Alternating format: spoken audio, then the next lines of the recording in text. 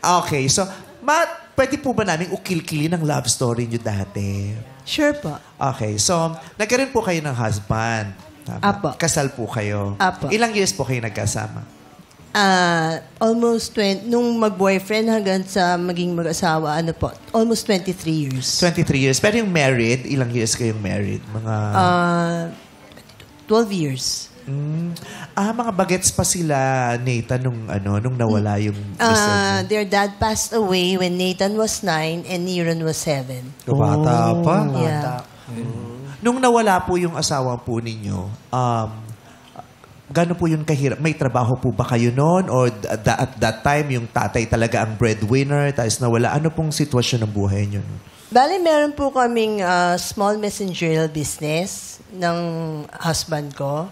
Tapos, yun po yung negosyo po namin. Paano nyo po, yun? Paano nyo hinarap yung pagkakataon na nawalan kayo ng asawa? How painful was it for you? Kasi, actually, best friend ko siya.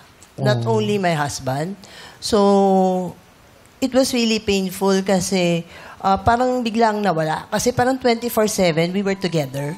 Sa bahay at saka sa trabaho kayo magka-partner? Opo. So, lagi kami mag-asama. Clingy kasi yun eh. So, lagi yung nakabuntot sa akin wherever I go. And na-understand ko naman siya kasi mahal niya ako. So, it's okay with me. So, parang ang hirap po kasi all of a sudden, biglang nawala siya. So, parang ako na yung tumayong mother and father sa dalawang anak ko po. Kasi yung nanay ko natatanong namatay yung tatay ko. Siyempre, hindi pa namin alam ang ibig sabihin ng depression noon. Pero pag binabalikan namin, sabi ko, feeling ko na-depressed talaga si nanay ko. Kasi yung ang payat-payat niya na, tapos siya nakakatulog. Totoo. Tapos, ang lala ng lungkot niya. Daming iniisip. At saka, ang payat talaga nung nanay ko.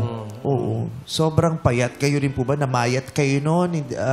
Di kayo nakakakain? Di kayo nakakalabas?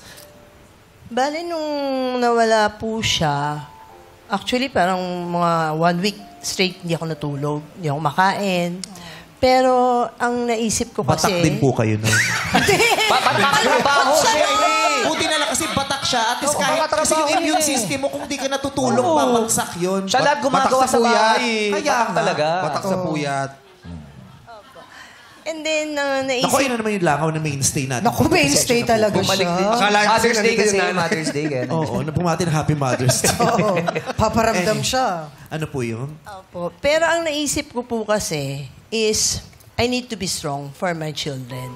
So, yun po. So, rather than maging sad po ako, ang pinili ko pong option is to be a stronger version of myself, being not only a mom, but also a dad to them. 9 years old ka nun, Nathan, at si Neron ay... 7. 7. Paano yun? Naiintindihan nyo na yun na, ay, wala na yung daddy nyo. Paano yun nung mga bata kayo?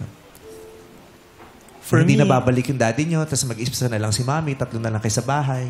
Tingin ko ako medyo nagulat ako kasi parang the other day we were just together tapos the next day parang wala na. It was fast rin kasi yung transition. Hindi siya parang example when someone has a terminally ill sila. Siguro mga months parang mafe-feel mo na humihina na sila. Pero ito po kasi mabilis eh. Kung di nyo mamasamain, paano nawala ang daddy mo? Brain aneurysm po. Pumutok yung Ugat sa ugat. Tapos na-comatose po siya. So, yun po.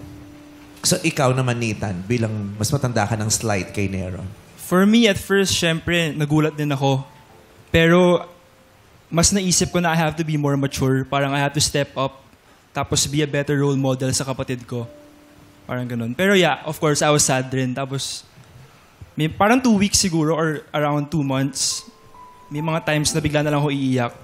Pero naisip ko na kailangan ko din maging strong for my brother and for my mother. Pero Nathan, di ba mahirap yun kasi ikaw na yung kuya.